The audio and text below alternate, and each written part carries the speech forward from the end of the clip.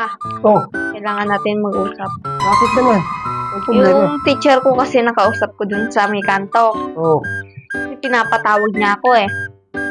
Ang sabi niya, huwag ka na daw muna pumunta dun sa may classroom. bakit? Ay, ano po, bakit anong nangyari? Ang problema? Eh, huwag ka na nga lang daw muna kasi pumunta. Bakit nga? Ano ginawa ko? Wala akong ginawang masama. Bakit? Pumunta lang ako sa meeting ah. Natatakot nga siya eh. Bakit siya matatakot? Natatakot siya kasi baka madistract yung mga kaklase ko. Ikaw na lang yung pag-aralan, hindi na yung lesson. Bakit nga? Bakit madidistract sa akin? Kasi nga ang pogi-pogi mo.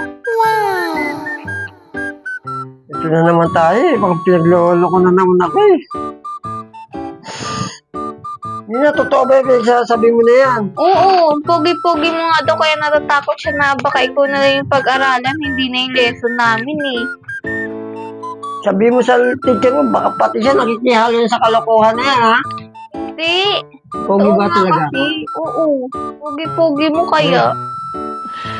Sana all. Totoo ba yan?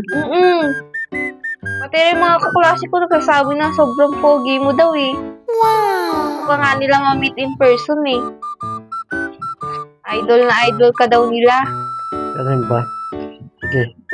Pumunta kayo ng mga teacher mo. Kasama mo na yung principal, magmerienda kayo. Sige. Salamat po. Sige.